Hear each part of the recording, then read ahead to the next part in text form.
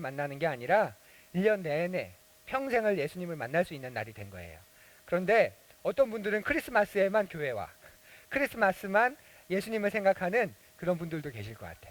아니야. 크리스마스는 우리가 매일매일 모든 삶을 예수님을 만날 수 있다고 가르쳐 주신 날이에요. 그런데 우리 친구들을 보면 성탄절에 예수님보다 누구를 더 만나려고 하는 사람이 있죠? 산타 할아버지를 더 만나려고 하는 사람이 있는 것 같아. 자, 그런데 문제가 있어요. 뭐냐면 산타 할아버지는 잘 만나줘요? 잘 안 만나줘요? 잘 안 만나죠. 산타 할아버지를 만나면 뭐가 있어야 돼? 조건이 있어. 조건. 어떤 조건이지? 울면 안 돼. 일단 울면 안 되고, 또 음식도 골고루 먹어야 되고, 짜증도 내면 안 돼. 그러면 엄마가 뭐라 그래? 너 그럼 산타 할아버지가 선물 안 줘. 산타 할아버지는 좀 치사해. 만나려면 뭐 해야 되는 게 되게 많아. 그런데 우리 아기 예수님은 만나려면 뭐 조건이 있을까 없을까? 없어요. 맞아. 우리 예수님을 만나는 데는 조건이 없어요. 예수님은 우는 아이한테도 오셔서 차별하지 않고 모두를 만나주셔요. 산타 할아버지는 우는 아이는 못 만나. 그렇죠? 그래서 울면 안 돼. 하지만 예수님은 우는 아이들도 만나줘요. 자, 그래서 우리 노래를 불러보자. 자, 울면 산타 할아버지 말고 봐봐. 엄청나게 많은 시험을 통과한 이 아이한테만 만나줘야 지금 이러고 있는 거야. 근데 예수님은 누구에게나 다 오시죠. 그래서 우리 친구들 이 노래 알아요? 울면 어때? 울면 어때? 이 노래 알아요? 우리 크게 불러봅시다. 우리 예수님 생각하면서. 예수님 멋지죠? 예수님이 이런 분이에요. 그래서 주변에서 울면 안 돼 들리면 우리 친구들 어떻게 부르면 돼? 울면 어때? 울면 어때? 이렇게 부르면 좋겠어요. 목사님이 재밌게 이야기한 거지만 첫 번째 크리스마스는 우는 사람들을 위한 크리스마스였어요. 지금 우리는 2000번 하고도 19번째 크리스마스를 보내고 있는데 첫 번째 크리스마스는 우는 사람들을 위한, 슬픈 사람들을 위한 크리스마스였어요. 왜냐하면 아기 예수님이 누구를 위해서 찾아가셨는지를 우리 보면 돼요. 아기 예수님이 왕궁에 계셨어요? 아니죠. 아기 예수님이 그러면 아주 의리의리한 부잣집 가운데에서 계셨나요? 아니에요. 아기 예수님이 태어난 곳, 그리고 그 아기 예수님을 첫 번째 만난 사람들을 보면 첫 번째 크리스마스가 누구를 위한 크리스마스였는지 우리가 알 수 있어요. 첫 번째 크리스마스는 아기 예수님이 가장 낮은 곳, 가장 슬픔이 많은 곳, 그리고 가장 비참한 곳, 구육관에서 태어나신 날이에요. 그리고 아기 예수님을 맞이한 사람은 동방에서 먼 길을 걸어온 박사들도 있지만 집에 들어가지도 못하고 광야에서 그 추운 밤을 2달, 3달 동안 양을 치기 위해서, 주인의 양을 치기 위해서 그 벌판 한복판에서 추운 밤을 보내야 하는 그런 목동들에게 들려온 소식이었어요. 그래서 첫 번째 크리스마스는 슬픈 사람들을 위한, 눈물이 많은 사람들을 위한 크리스마스였어요. 한밤중에도 집에 가지 못하고 들판에서 양을 지켜야 하는 목동들을 위한 크리스마스였고, 로마의 황제와 헤롯이라는 무시무시한 왕 아래에서 살아가는 억울한 사람들을 위한 크리스마스였어요. 또 자녀들이 억울하게 죽고 재산을 빼앗기고 이유 없이 공격당하는 두려움과 또 늘 패배자처럼 목적을 잃고 사는 사람들을 위한 크리스마스였어요. 그래서 크리스마스의 소식이 왕궁에서 나온 게 아니라 어디에서 나왔다고? 어디에서 나왔다고? 광야 한복판에서, 벌판 한복판에서, 가장 허름한 곳, 가장 누추한 곳, 가장 환영받지 못하는 곳, 마국간 그 한복판에서 성탄의 소식이 울려 펴졌어요. 그래서 성탄절은 어떤 날이냐면요, 울고 있는 사람을 위해 기억해야 되는 날이야. 성탄절은 어떤 날이라고? 우는 친구들을 기억해야 되네. 그래서 울어도 되는 날이에요. 성탄절은 울어도 되는 날이에요. 또 성탄절은 어떤 날일까? 우는 사람들의 눈물을 닦아주는 날이어야 돼요. 선물 받았다 하고 나 혼자 좋아하는 날이 아니라 예수님이 어디 계셨는지를 우리가 생각하면서, 성탄절은 슬픔이 있는 사람은 그 슬픔을 예수님께 울어도 되는 날이고, 또 슬픔이 있는 사람을 가까이 찾아가서 그 사람들의 눈물을 닦아주는 날이에요. 또 성탄절은 어떤 날이죠? 함께 울어주는 날이에요. 그 눈물을 닦아주면서 함께 울어주는 날이에요. 또 성탄절은 어떤 날이죠? 우는 사람을 위해서 기도해주는 날이에요. 그래서 성탄절이 기쁜 날이거든요. 또 성탄절은 어떤 날일까?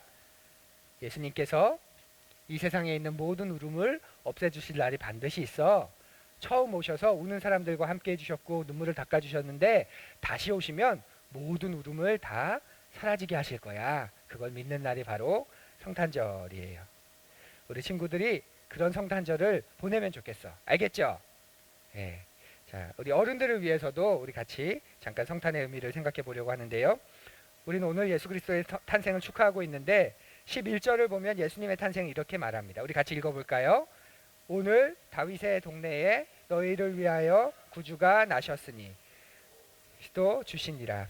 자, 구주가 나신다는 말을 아주 오래전에 약 400년도 더 되는 그 아주 오래전에 이사야 선지자는 이렇게 예언했습니다. 이것도 같이 읽어봅니다. 그러므로 주께서 친히 징조를 너희에게 주실 것이라.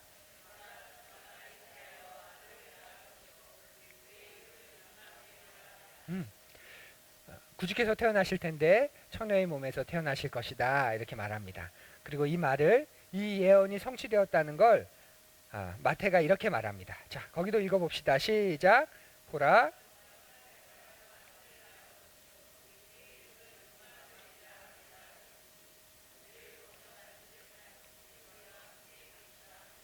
예, 임마누엘이 성취됐다는 거예요. 임마누엘의 뜻이 뭐죠? 하나님이 우리와 함께 계시다. 성탄절은 하나님이 우리와 함께 계시다는 가장 완전하고 가장 강력한 증거를 보여주시는 거예요.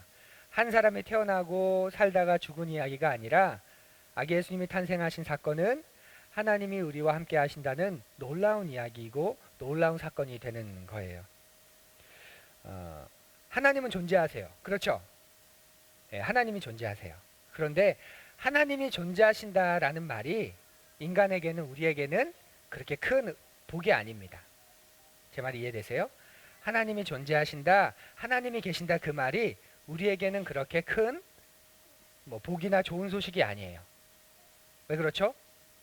하나님이 계신데 그 하나님이 이슬람의 알라처럼 아니면 여러 종교에서 말하는 그 신처럼 너무 크고 너무 위대하고 너무 초월적인 존재여서 이 세상에는 올 수가 없어. 그 인간의 삶에 개입할 수 없어. 인간의 삶에 개입하면 곧 인간은 저주와 심판이 되는 거예요. 우리 친구들, 내가 뭐 하는데 엄마랑 아빠랑 도와주면 행복할 것 같아? 행복하지 않을 것 같아? 너희들한테 물으면 안 되겠구나. 우리 아내 되시는 분들, 내가 뭔가를 하는데 남편이 딱 와서 그 일을 같이 해요. 기쁨이 될 것 같아요? 기쁨이 안 될 것 같아요? 예. 남편이 와서 그 일을 돕는 그 순간 잔소리가 시작되죠. 그냥 내가 알아서 하게 내버려둬 이렇게 되는 거지. 신이 그런 존재입니다. 신은 너무나 초월적이고 대단한 분이라 그 신이 인간의 세계에 내려온다. 그 순간 인간은 심판이 될 수밖에 없습니다. 너 왜 그걸 그렇게 하니? 내가 너 그거 그렇게 하라고 했니? 이렇게 될 수밖에 없는 거예요. 그래서 신은 인간의 세계에 오면 안 돼요. 저 하늘 위에서 이렇게 팔짱 껴고 보면서 신이 만든 질서와 법칙대로 세상이 굴러가도록 내버려 두는 신, 그게 세상이 말하는 신의 모습입니다. 그래서 신이 존재한다 그 말 자체가 우리에겐 복이 되지 않아요. 그런데 그 신이, 그 하나님이 인간의 몸으로 신의 모습으로 내려온 게 아니라 인간의 모습으로 이 세상에 내려오셔서 우리와 함께 하신다. 그 사실이 우리에게는 복이 되고 놀라운 선물이고 은총이 되는 거죠. 그 하나님이 우리와 함께 하시고 그 하나님을 통해, 그 예수님을 통해서 그 예수님 안에서 그리고 그 예수님과 함께 우리가 하나님께 나아갈 수 있는, 그리고 하나님과 교제할 수 있는 삶이 우리에게 주어진 것, 그것이 바로 이 성탄의 기쁨입니다. 성탄에 여러 가지 사건들도 있고 일들도 있고 또 연말이라는 이런 의미 때문에 우리가 많이 바빠지고 또 많은 데 힘을 쏟기도 하지만 역사가 바뀐 만큼 중요한 날, 바로 하나님이 인간의 몸으로 이 땅에 오신 날입니다. 그리고 놀랍게도 그 이후로 2000년이 넘는 시간 동안 그 예수님을 만났다. 그 예수님 때문에 내가 새로워졌다. 그 예수님 때문에 내 인생이 변했다. 말하는 사람들이 수천, 수만 명이 있죠. 수십만 명, 수백만 명이 있습니다. 알코올 중독이었는데 내가 예수님을 만나서 새로운 인생이 되었다. 살인자와 같이 끔찍한 범죄를 저지른 사람인데 내가 예수 그리스도를 만나서 내가 내 인생을 회개하고 내 삶은 이제 남을 위해서 드리면서 살겠다. 내가 몸을 파는 혹은 내가 가장 실패자와 같은 그런 삶이었는데 예수님이 내 안에 들어오시니 내가 그 예수님을 만나니 내 인생이 변화되었다. 그렇게 말하고 그렇게 나아가는 것입니다. 그래서 예수님의 탄생은 하늘에서는 영광이고 땅에서는 기쁨이 되는 거예요. 자, 우리 이 말씀 읽어볼까요? 다 함께 시작.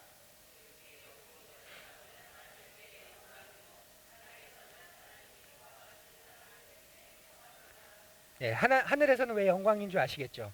하나님의 그 이 뜻, 하나님의 그 계획, 하나님의 그 마음이 예수님의 탄생을 통해 그리고 죽으심을 통해 성취된 거예요. 이루어진 거예요.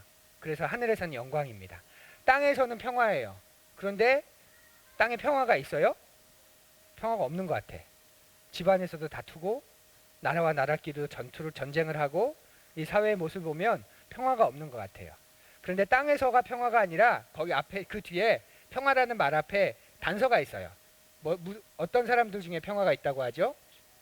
하나님이 기뻐하신 사람들 중에 하늘의 그 영광이 이 땅에 드러났는데 이 땅에서 그 하늘의 영광을 내 마음에 받아들인 사람, 그 하나님이 보여주신 그 예수님을 만난 사람, 그리고 하나님의 그 사랑을 내 마음에 품은 사람, 그 사람들 중에 평화가 있다고 성경이 말하고 있습니다. 성탄절 우리가 그 평화를 경험하고 평화를 누리는 여러분들이 되었으면 좋겠습니다. 예, 메리 크리스마스. 그래요. 오늘 그렇게 기쁜 날입니다. 기도합니다.